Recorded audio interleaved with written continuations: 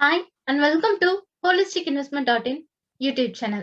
நீங்க ஸ்டாக் மார்க்கெட்ல இன்வெஸ்ட் பண்ண விரும்புறீங்களா? இல்ல ஏற்கனவே ஸ்டாக் மார்க்கெட்ல இன்வெஸ்ட் பண்ணிருக்கீங்களா? அப்போ ஸ்டாக் மார்க்கெட்ல நீங்க கண்டிப்பா ஏதாவது ஒரு மிஸ்டேக்ஸ் பண்ணிருப்பீங்க. ஆனா இந்த மிஸ்டேக்ஸ் வர காரணம் என்னன்னு உங்களுக்கு தெரியுமா? சொல்றேன். அதுக்கு மெயின் ரீசன் 2 தான். ஒண்ணு, ஸ்டாக் மார்க்கெட் ஒரு ட்ரிக்கியான பிளேஸ். அத பத்தி லேர்ன் பண்றது ஒரு பிகினர் இன்வெஸ்டருக்கு ரொம்பவே கஷ்டமான விஷயம். அண்ட் 2வது விஷயம் பாத்தீங்கன்னா, ஸ்டாக் மார்க்கெட்ல நீங்க இன்வெஸ்ட் பண்றதுக்கான ஆப்பர்ச்சுனிட்டிஸ் நெறையவே இருக்கு. சோ ஈவன் ஒரு எக்ஸ்பர்ட்டா இருந்தாலுமே கூட, அவங்க கூட ஸ்டாக் மார்க்கெட்ல இன்வெஸ்ட் பண்ணும்போது லாஸஸ் சந்திக்கிறது சகஜமான விஷயம் தான். நம்ம செய்யற மிஸ்டேக்ஸ்ல இருந்து தான் நம்ம லேர்ன் பண்ணுவோம். இங்க ஸ்டாக் மார்க்கெட்லயும் அப்படிதான். நீங்க லேர்ன் பண்ற விஷயத்த வச்சுதான் ஸ்டாக் மார்க்கெட் இன்வெஸ்ட்மெண்ட்ஸ் இருக்கு. சரி, இன்னைக்கு இந்த வீடியோல நாம ஆஸ் அன் இன்வெஸ்டரா ஒரு பிகினர் இன்வெஸ்டர் ஸ்டாக் மார்க்கெட்ல செய்யக்கூடிய 5 மிஸ்டேக்ஸ் என்னென்ன அப்படின்றத பத்தி தான் பார்க்க போறோம். சரி, ஃபர்ஸ்ட் மிஸ்டேக் என்னன்றத பார்க்கலாம். ஃபர்ஸ்ட் மிஸ்டேக் என்னன்னு பாத்தீங்கன்னா, investing with traded mind set. அதாவது ஸ்டாக் மார்க்கெட்ல இன்வெஸ்ட் பண்ணும்போது டே ட்ரேடிங் பண்றதை அவாய்ட் பண்ணுங்க. 2வது, ஒரு இன்வெஸ்ட்மெண்ட் ஸ்ட்ராட்டஜி இல்லாம ஸ்டாக் மார்க்கெட்ல இன்வெஸ்ட் பண்றதும் ஒரு நெகட்டிவ் ரிசல்ட்டை தான் தரும். 3வது என்னன்னு பாத்தீங்கன்னா, ரூமர்ஸ், அதாவது உங்களோட வாட்ஸ்அப்லயோ இல்ல உங்களோட இமெயில் நோட்டிபிகேஷன் மூலமாவோ இல்ல உங்களுக்கு தெரிஞ்சவங்க மூலமாவோ ஸ்டாக் மார்க்கெட் பத்தியோ இல்ல ஸ்டாக் மார்க்கெட் இன்வெஸ்ட்மெண்ட்ஸ் பத்தியோ ஏதாவது உங்களுக்கு டிப்ஸோ இல்ல ரூமர்ஸோ வரும். அதை பிலீவ் பண்ணி ஸ்டாக் மார்க்கெட்ல இன்வெஸ்ட் பண்றதும் ரொம்ப தப்பு.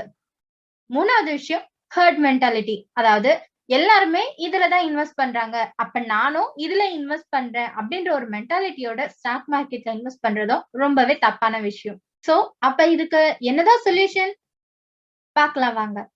ஸ்டாக் மார்க்கெட்டை பொறுத்த வரைக்கும் டைம் இந்த மார்க்கெட் ரொம்பவே முக்கியம். அது என்ன டைம் இந்த மார்க்கெட் அப்படின்னு நீங்க கேட்கலாம். சொல்றேன். அதாவது நீங்க ஸ்டாக் மார்க்கெட்ல இன்வெஸ்ட் பண்ணும்போது உங்களோட இன்வெஸ்ட்மெண்ட் அப்ஜெக்டிவ்ஸ்க்கு ஏத்த மாதிரி நீங்க ஸ்டாக் மார்க்கெட்ல உங்களுக்கு சூட்டபிளான ஸ்டாக்ல லாங் டேர்ம்க்கு உங்களோட பினான்சியல் கோலை அச்சீவ் பண்ற வரையும் இன்வெஸ்ட் பண்றதுதான் டைமிங் த மார்க்கெட் அப்படின்னு சொல்றோம். சோ அடுத்தது பாத்தீங்கன்னா, ஸ்டாக் மார்க்கெட்ல உங்களுக்கு உங்க பினான்சியல் கோல்ஸுக்கு ஏத்த மாதிரி சில சமயம் நீங்க நெகட்டிவ் ரிட்டர்னும் இல்ல ஹை ரிட்டர்ன், லோ ரிட்டர்ன் இல்ல நோ ரிட்டர்னை கூட நீங்க சந்திக்க வேண்டியது இருக்கலாம். ஆனா இது எல்லாமே சேர்ந்ததுதான் stock market. So stock market இன்வெஸ்ட்மெண்ட்டை பொறுத்த வரைக்கும் பேஷியன்ஸை ஃபாலோ பண்றதுதான் ஒரு நல்ல சொல்யூஷனா இருக்கும். சரி, அடுத்து செகண்ட் மிஸ்டேக் என்னன்னு பார்க்கலாம். Settling unrealistic expectation. அது என்ன அன்ரியலிஸ்டிக் எக்ஸ்பெக்டேஷன்ஸ்? சொல்றேன். உதாரணத்துக்கு, நீங்க ஸ்டாக் மார்க்கெட்ல ஷார்ட் டேர்ம்க்கு இன்வெஸ்ட் பண்றீங்கன்னு வச்சுக்கலாம். நீங்க அப்படி ஷார்ட் டேர்ம்க்கு இன்வெஸ்ட் பண்ணும்போது எனக்கு அதுல ஹை ரிட்டர்ன் கிடைக்கும் அப்படின்னு நீங்க எக்ஸ்பெக்ட் பண்றது தப்பு. ஏன்னா ஸ்டாக் மார்க்கெட்ல நம்ம நினைக்கிற ரிட்டர்ன் கிடைக்கிறதுக்கு கொஞ்சம் டைம் எடுக்கதான் செய்யும். சோ அப்படி இருக்கும்போது நீங்க ஷார்ட் டேர்ம்க்கு இன்வெஸ்ட் பண்ணும்போது அங்க உங்களுக்கு லாஸ் ஏற்படுறதுக்கான சான்ஸ் அதிகமாவே இருக்கும். ஃபார் எக்ஸாம்பிள், இப்ப பாத்தீங்கன்னா, ஸ்டாக் மார்க்கெட்ல லாங் டேர்ம்க்கு இன்வெஸ்ட் பண்ணும்போதே உங்களுக்கு கிடைக்கிற ஆனுவல் ரிட்டர்ன் பாத்தீங்கன்னா வெறும் 10% தான் இருக்கும். சம்டைம்ஸ் ஏதாவது ஒரு மிராக்கிள் நடந்தா கூட அப்போ உங்களுக்கு 25% இல்ல அதுக்கு மேல கூட ரிட்டர்ன் கிடைக்கிறதுக்கு சான்ஸ் இருக்கு. ஆனா அதே சமயம் ஸ்டாக் மார்க்கெட் புவரா பெர்ஃபார்மன்ஸ் பண்ணும்போது நீங்க ஏர்ன் பண்ண எல்லா ரிட்டர்ன்ஸையும் அங்க லாஸ் பண்றதுக்கான சான்ஸும் அதிகமா இருக்கு. சோ இங்க ஸ்டாக் மார்க்கெட் வொலடைல் ஆகும்போது இங்க உங்களுக்கு ரிட்டர்ன்ஸ் கிடைக்கிறதுக்கான சான்ஸ் அதிகமா இருக்கு, ரிட்டர்ன்ஸை லாஸ் பண்றதுக்கான சான்ஸ் அதிகமா இருக்கு. சோ இங்க நீங்க எனக்கு ஷார்ட் டேர்ம்ல ஹை ரிட்டர்ன் வேணும் அப்படின்னு நீங்க எக்ஸ்பெக்ட் பண்ணும்போது அங்க உங்களுக்கு ஏமாற்றம் மட்டும்தான் கிடைக்கும். சரி, அப்ப நான் இங்க என்ன பண்ணணும் அப்படின்னு நீங்க கேட்டீங்கன்னா இத சொல்றேன்.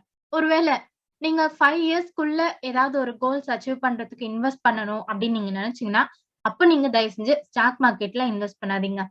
ஏன்னா நான் சொன்ன மாதிரி நீங்க வேணும்ன்ற ரிட்டர்ன் கிடைக்கிறதுக்கு ரொம்ப நாள் ஆகும். சோ ஸ்டாக் மார்க்கெட்ல இன்வெஸ்ட் பண்றதா இருந்தா 5 இயர்ஸ்க்கு மேல இன்வெஸ்ட் பண்ணுங்க. 2வது, ஸ்டாக் மார்க்கெட் வொலடைல் ஆகும்போது லாஸ் வர்றது சகஜம்தான். சோ அந்த மாதிரி லாஸ் வரும்போது அது ரெக்கவர் ஆகிறதுக்கு ஃபியூ இயர்ஸ் ஆகதான் செய்யும். சோ இங்க பேஷியன்ஸை கடைபிடிக்கிறது ரொம்பவே முக்கியமான விஷயம். சரி, இப்ப நம்ம 3வது மிஸ்டேக்கு போலாம். மூணாவது மிஸ்டேக் என்னன்னு பாத்தீங்கன்னா, putting too many eggs in one basket. அதாவது உங்களோட எல்லா இன்வெஸ்ட்மெண்ட்டையும் ஒரு பர்டிகுலர் ஸ்டாக்ல மட்டுமே இன்வெஸ்ட் பண்றது. சோ ஸ்டாக் மார்க்கெட்டை பொறுத்த வரைக்கும் இந்த ஃபேமஸ் கோட் நீங்க எல்லாருமே கேள்விப்பட்டிருப்பீங்க. அது என்னன்னு பாத்தீங்கன்னா, don't put all your eggs in one basket. அதாவது உங்களோட இன்வெஸ்ட்மெண்ட் எல்லாத்தையும் ஒரே செக்டார்ல இன்வெஸ்ட் பண்ணாதீங்க அப்படின்றதுதான். ஏன் அப்படின்னு கேட்டீங்கன்னா, நீங்க உங்களோட எல்லா மணியும் ஒரே செக்டார்ல இன்வெஸ்ட் பண்ணும்போது அந்த செக்டார்ல ஏதாவது ஒரு நெகட்டிவ் இம்பாக்ட் வரும்போது அது உங்களோட ஒட்டுமொத்த இன்வெஸ்ட்மெண்ட் போர்ட்போலியோவும் அஃபெக்ட் பண்ணும். சரி, அப்ப இதுக்கு என்ன சொல்யூஷன் அப்படின்னு கேட்டீங்கன்னா, உங்களோட ரிஸ்க் அப்பிடைட்க்கு ஏத்த மாதிரி நீங்க வேரியஸ் இன்வெஸ்ட்மெண்ட் செக்டார்ல இன்வெஸ்ட் பண்றது ரொம்ப நல்லது. இது உங்களோட ஐடியல் பினான்சியல் கோல்ஸை அச்சீவ் பண்றதுக்கு தேவையான ஒரு ரிஸ்க் டு ரிவார்ட் ரேஷியோவை கிரியேட் பண்ண ரொம்பவே ஹெல்ப் பண்ணும். ஆழம் தெரியாம காலை விடக்கூடாது அப்படின்ற ஒரு ப்ராவர்ப நம்ம எல்லாருமே கேள்விப்பட்டிருக்கோம். ஆனா இந்த விஷயம் நம்ம இன்வெஸ்ட்மெண்ட்டுக்குமே செட் ஆகும்.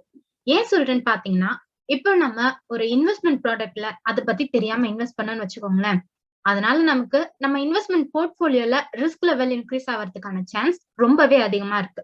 ஃபார் எக்ஸாம்பிள், நம்ம இங்க மியூச்சுவல் ஃபண்டும் பிட்காயின் இன்வெஸ்ட்மெண்ட்டும் எடுத்துக்கலாம். மியூச்சுவல் ஃபண்ட்ல நமக்கு பெர் ஆனம்க்கு 10 to 12% இன்வெஸ்ட்மெண்ட் ரிட்டர்ன் கிடைக்க சான்சஸ் இருக்கு. ஆனா பிட்காயின்ல பாத்தீங்கன்னா ஒரு காலத்துல அது ஒரு ஃபேமஸ் டாபிக்கா இருந்தது. அதுல இன்வெஸ்ட் பண்ணும்போது 30 to 40% இன்வெஸ்ட்மெண்ட் ரிட்டர்ன் கிடைக்கும் நமக்கு. ஒரு காலத்துல பிட்காயின் இன்வெஸ்ட்மெண்ட் ஒரு பெரிய ட்ரெண்டிங் டாபிக்கா இருந்தது. ஆனா இப்போ பிட்காயின்ல ரிட்டர்ன் லெவல் கீழே தான் போயிட்டு இருக்கு.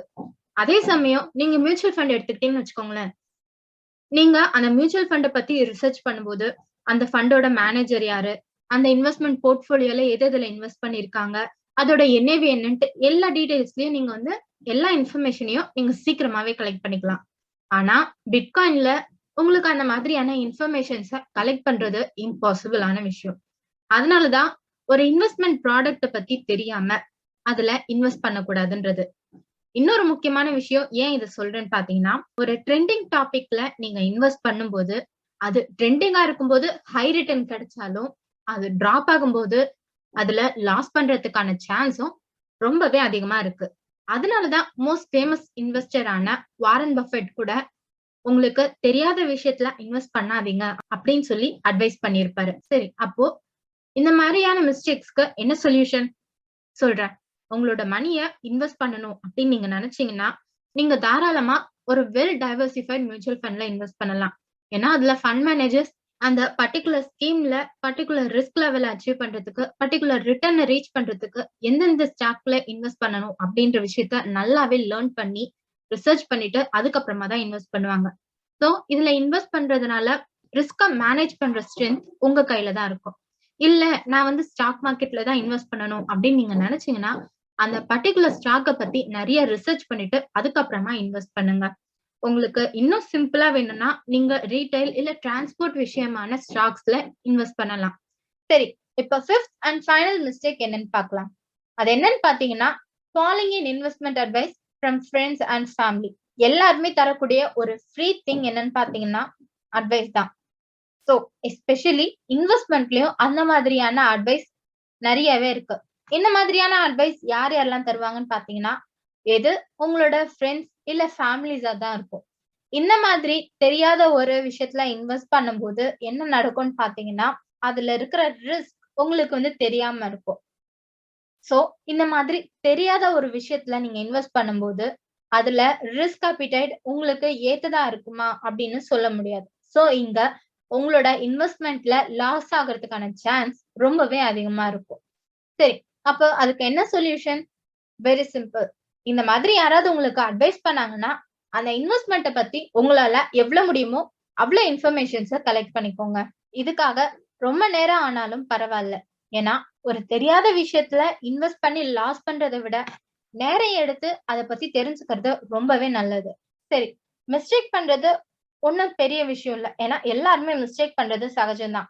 ஆனா ஸ்டாக் மார்க்கெட் இன்வெஸ்ட்மெண்ட்ல நீங்க ஒரு தடவை செஞ்ச மிஸ்டேக்கா மறுபடியும் ரிப்பீட் பண்ணும்போது இங்க சில விஷயங்கள் நடக்கிறதுக்கான சான்சஸ் இருக்கு. அது என்னன்னு பாத்தீங்கன்னா, ஒண்ணு அது உங்களோட பேங்க் அக்கவுண்ட காலி பண்ணும். இல்லைன்னா லாங் டர்ம்க்கு நீங்க எதிர்பார்க்கிற ஒரு ரிட்டர்னை அது தராம போயிடும். சோ இந்த மாதிரியான விஷயங்களை நீங்க ரிப்பீட் பண்றத அவாய்ட் பண்ணுங்க.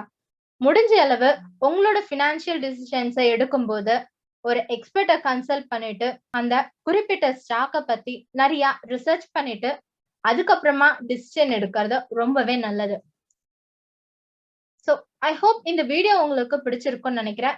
இந்த வீடியோ உங்களுக்கு பிடிச்சிருந்தா மறக்காம லைக் பண்ணுங்க அண்ட் இது போல நிறைய வீடியோஸ்க்கு எங்க யூடியூப் சேனலை சப்ஸ்கிரைப் பண்ணுங்க. அது மட்டும் இல்லாம நீங்க எங்களோட சர்டிஃபைட் ஃபினான்ஷியல் பிளானர்ஸ் கிட்ட பேசணும், உங்களோட இன்வெஸ்ட்மெண்ட் ரிலேட்டடான குவீஸை கிளாரிஃபை பண்ணணும் அப்படின்னு நீங்க நினைச்சீங்கன்னா நீங்க எங்களோட 30-minute complementary financial plan consultation click பண்ணி ஃபார்ம் ஃபில் பண்ணி உங்களோட அப்பாயின்மெண்ட்டை கன்ஃபார்ம் பண்ணிக்கலாம். லிங்க் டிஸ்கிரிப்ஷன்ல இருக்கு. தேங்க்யூ.